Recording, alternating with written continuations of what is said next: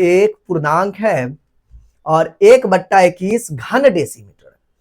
शीशे में से 0.5 डेसीमीटर त्रिज्या का एक गोला काट लिया जाता है, एक गोला काट लिया जाता है। तो बचे हुए जो है शीशे को पिघलाकर एक दूसरा गोला बनाया गया है, तो इसका व्यास ज्ञात कीजिए। देखो बाबू, पहली बात, एक पूर्णांक 1/21 घन डेसीमीटर, पहली बात कितना है, एक पूर्णांक 1/21, 21 इकाई 21 और एक 22/21 डेसीमीटर, ठीक है। हाँ जी, ये बात हमको समझ में आ गया। और मैं एक काम करता हूं, तो ये जो अच्छा पहली बात फिगर को तो समझा दूं, कहता है इतना घन सेंटीमीटर के शीशे को कितना त्रिज्या वाला गोला बनाया जा सकता है। देखो मेरे पास ये जो है ना इतना है, ये बड़ा वाला जो गोला है ना वो इतना है, या फिर मैं लिख दूं इसी को लिख दूं।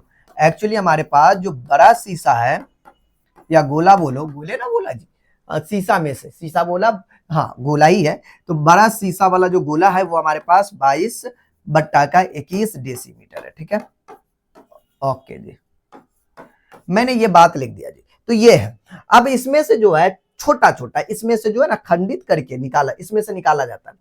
निकालने के बाद क्या था, 0.5 डेसीमीटर वाला काट लिया जाता है। काटने के बाद जो बचे हुए शीशे को पिघलाकर, अरे बाबा ओ बाबा, यहाँ पर तो साला खेल कर दिया। तो हम तो सोच रहे थे कि भैया डिवाइड करेंगे आंसर निकल जाएगा ना, मैटर तो यहाँ पे गंभीर कर दिया जी। हाँ यहाँ पर भाई मैटर गंभीर कर दिया ना, रिलैक्स होना पड़ेगा बाबा, रिलैक्स होना पड़ेगा। क्वेश्चन एक बार ध्यान दीजिएगा, थोड़ा सा खेल गया ये।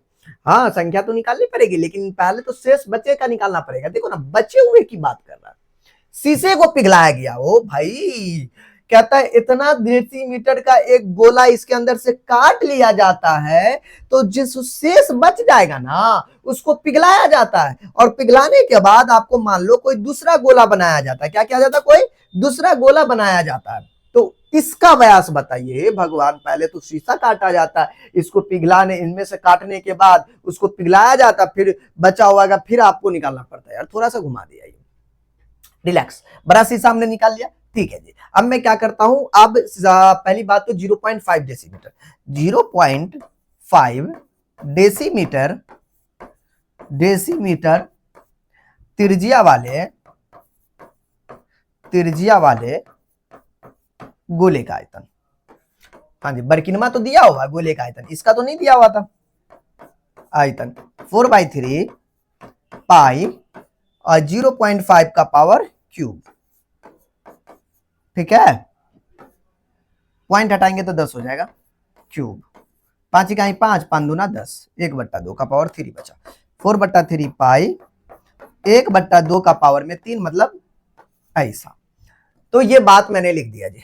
अब क्या आगे, अब कहता बाबू बचे हुए भाग का, तो पहले तो हम शेष भाग इसका निकाल लेते हैं, बड़का में से घटा देंगे। शेष भाग मतलब बचे हुए भाग की बात करते हैं। बड़का कितना है, सबसे बड़का जो शीशा हमारे पास 22/21 डेसीमीटर का, इसमें से इतना काटा गया था। 4/3 22/7 और 1/8 बाबू 2 का पावर 4 इकाई 4, 4 दूनी 8, 2 से कटा है 11 बार में। तो कुल मिला के मैटर ये है कि 22/21 है, उधर 11 इकाई 11 है, इधर 2 से कटा हुआ 7 या 21 है जी। 21 इज एलसीएम, उधर 22 माइनस का 11, तो 11 में से 22 गया तो बाबू कितना होता, बोलेंगे सर जी घटाइए ना, 11/21, यार 11/21 निकला। बहुआ ये तो शेष भाग निकल लो, अभी थोड़ा सब्र कर लेना अभी तो शेष भाग निकला है, ये तो शेष भाग निकल लो बाबा, अभी तो हमारा शेष भाग निकला ही है।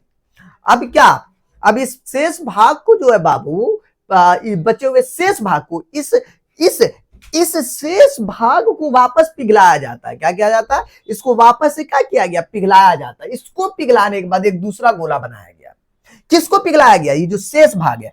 मैंने यहां पर देखा, बड़े प्यार से देखा, प्रश्न से मैं लिख भी सकता हूं, प्रश्न से मैंने देखा, प्रश्न से कि भाई जो शेष भाग है उसको पिघलाया गया, मतलब 11/21 को पिघलाया जाता है और उसके बाद दूसरा गोला बनाया जाता है। क्या किया जाता है, दूसरे गोले बनाया गया। ओ भाई, दूसरा गोला या फिर नए गोला बनाया गया इसको पिघला के, ठीक है। इसको पिघलाने के बाद मतलब थोड़ा जो बात छो यहां पर बाबा, 11/21 जो है, और ये होगा दूसरा गोला 4/3 पाई आर क्यूब, ठीक है। अब देखो यहां से तुम्हें क्या करनी है, अब तो काट कूट करनी है, तो ये 3 × 7 = 21 तुमसे कट जाएगा बाबू, ठीक है। क्रॉस गुना यहाँ से ज्यादा आप करके जो है आगे आप कर सकते हो। नहीं मतलब हमारा जो है ये इधर जाएगा, ये इधर जाएगा, बाकी इससे ज्यादा क्या करेंगे जी। और 22/7 लिख देते तो अब ये यहाँ पर कट जाता जी। कोई नहीं, 11/7 हमारे पास है।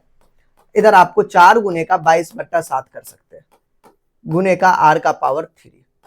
कलर थोड़ा चेंज कर लेते हैं बाबू। मैं यहां पर से 7 से 7 काट सकता हूं और 11 दूना 22 काट सकता हूं। 8 इधर कुछ नहीं तो 1 है।